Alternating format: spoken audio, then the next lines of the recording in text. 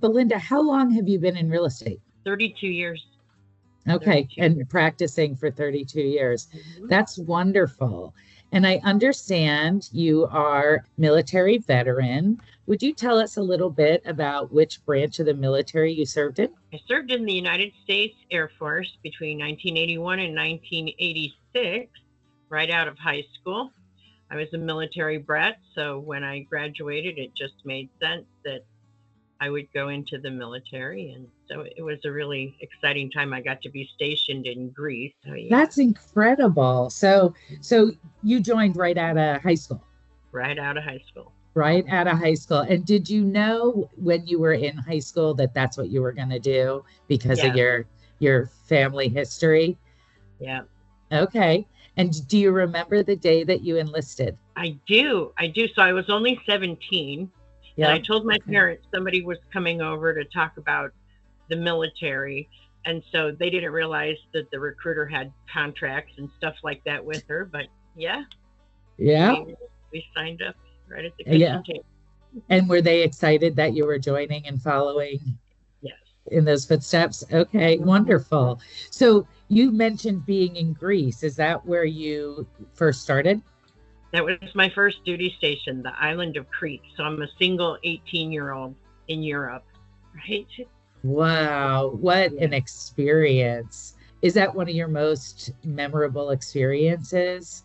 absolutely. So where else did you were you stationed throughout your I was time in the stationed military? in San Antonio, Yep. San Antonio, Texas. I was in military intelligence, so a lot of things we did was classified, but yeah, it was a lot of fun. Can you share one of your most memorable days or experiences during your time serving? Something that just sort of So sticks with your yeah, memory? in our duties, we had the ability to communicate to other bases by computer. We call that the internet now, but we had it a decade before it hit the civilian world. So we Okay. were on the ground Yeah. floor learning about how the internet worked.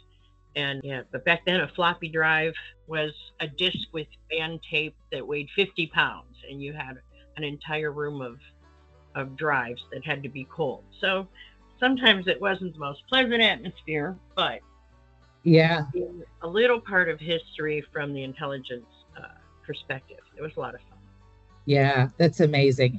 And now when you think back to that, some of that is the difference between military and civilian, and a lot of that is the difference in time and It really technology is. advances, right? That's incredible. So when you left the military, what was the first thing you did? So I was working in a college bookstore, Lake Erie College in Lake County, Ohio. And then my sister, she was making candy roses, and so she asked me if I would come and do that for a while. And then I got the real estate bug, so I only made Okay. flowers long enough to get carpal tunnel, and then all right. I hope you got to enjoy eating some of them for sure. Yeah. So, yeah, so how'd you get into real estate? So you said you got the real estate bug. How did you like get started? So I was reading the newspaper and I saw an Okay. ad, and I called the phone number, and the manager, the recruiter there, invited me to come and talk about it. And then it was just such a positive experience with that manager. He really knew how to get me interested, and so then the next thing you know, he's telling me I have to call Vera at Hondros College. So that's a long time ago, I remember right? Vera. Yep, We're yep, back on Beta Drive. yep, Um, so yeah, I took the classes. I sat through 3 weeks of 10-hour days, yep. took the crammer, and I had to pass the first time because I had a sister buying a house, and if I could get licensed, I could get a referral fee. If There I you couldn't, go. no referral fee. As you reflect on your skills you learned from your time in the Air Force, what do you think are some of the skills that you learned from those experiences that are applicable now in your real estate career or over the last couple decades? An incredible work ethic.